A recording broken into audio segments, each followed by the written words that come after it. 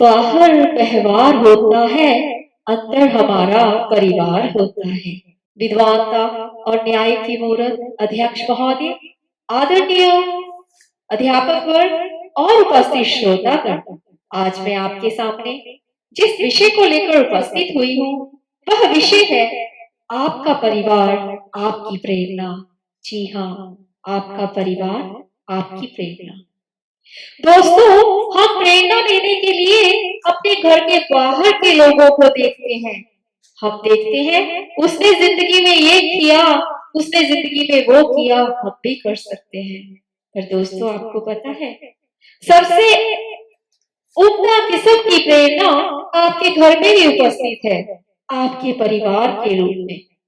आपको अगर प्रेरणा चाहिए, आप अपने माता पिता की तरफ देखिए कि वो कितनी मेहनत कर रहे हैं आपको, आपकी जरूरतों को पूरा करने के लिए। आप देखें कि कैसे आपकी माता जी दिन रात मेहनत करती हैं और समय पे आपको खाना देती हैं कि मेरा बेटा या बेटी भूखी ना रह जाए, कॉलेज के लिए लेट ना हो जाए या स्कूल के लिए पीछे ना रह जाए। ट्यूशंस प्रोवाइड करवाने की कोशिश करते हैं वो पिता जो पैसा कम कमाता है और अपनी जरूरतों को मार कर अपने बच्चों को ट्यूशन पढ़ाता है और अच्छे से अच्छे स्कूल में दाखिला करवाता है। तो देखिए, इससे बड़े प्रेरणा स्रोत आपके लिए कौन हो सकता है? मित्रों, आपको ये देखना है कि मेरे माता पिता आज इतनी मेहनत कर रहे हैं, मुझे बड़े होकर पढ़ लिख कर कैसे इनको आराम देना है। आज ये जितना मेरे ऊपर अपना समय खर्च कर रहे हैं, जब मैं बड़ा हो जाऊंगा तो मैंने इनके लिए क्या करना है। जब आपके दिमाग में ऐसा सोच विचार आएगा, अपने परिवार के लिए आएगा, तो आप ऑब्वियसली जिंदगी में आगे बढ़ते जाएंगे। तो कभी भी आपको प्रेरणा लेने के लिए कहीं बाहर नहीं जाना पड़ेगा, बस एक नजर अपने माता पिता पे दौड़ानी पड़ेगी। अपने भाई बहन को देखिए, अगर कोई छोटा है तो देखिए कि अगर मेरी जिंदगी बन जाएगी तो मैं अपने से छोटे की जिंदगी भी बना सकता हूँ। अगर आपसे कोई बड़ा है तो देखिए अगर वो आपके लिए इतना कुछ कर रहा है, अगर आप कामयाब हो जाएंगे तो उसका बोझ कितना कम हो जाएगा। तो दोस्तों, प्रेरणा हर किसी के घर में छिपी है। अब कई लोगों के दिलों में ये विचार आएगा मित्रों कि हाँ, हमारे पिता कुछ नहीं करते हमारे लिए, या फिर हमारी माता कुछ नहीं करती हमारे लिए, उनको कंप्लेंट्स हो गई, उनसे कुछ ना कुछ तरह का नेगेटिव निकाल लिया होगा। तो दोस्तों, इसके लिए भी मैं आपको एक कहानी सुनाती हूँ। एक बार दो भाई होते हैं, उनके पिताजी जो होते हैं वो बड़ा नशा करते हैं, गैम्बलिंग करते हैं और जब भी घर आते हैं उसकी माता को पीटते हैं और दोनों बच्चों को पीटते हैं। ऐसे ही समय गुजरता गया, ऐसे ही उनका बचपन गुजर गया, ऐसे ही माता पिटती गई, उसके साथ दुर्व्यवहार होता गया।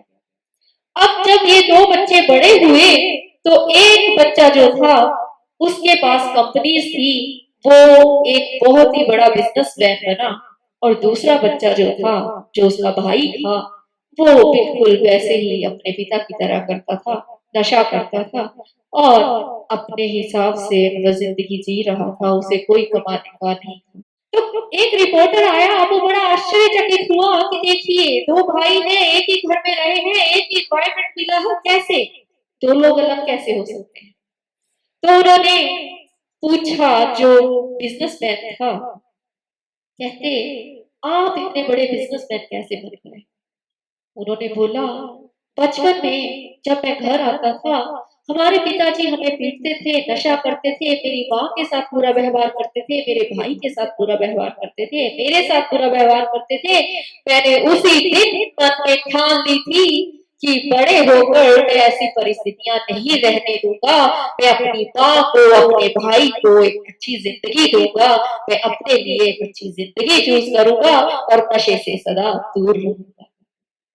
और दूसरी तरफ फिर वो दूसरे भाई के पास गए, उन्होंने उससे पूछा कि आप नशा क्यों करते हैं, आप इस राह पे कैसे आ गए। तो उसने उत्तर दिया कि मेरे पिताजी बचपन में हमें मारते थे नशा करके, मेरी माँ को, मेरे भाई को, मुझे।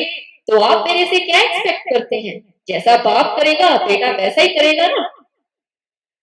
अब देखिए दोस्तों, दोनों भाइयों की सोर्स ऑफ इंस्पिरेशन उसके पिताजी थे। दोनों भाइयों की सोर्स ऑफ इंस्पिरेशन उनके पिताजी थे, पर दोनों ने कैसे उसे अलग अलग तरीके से लिया।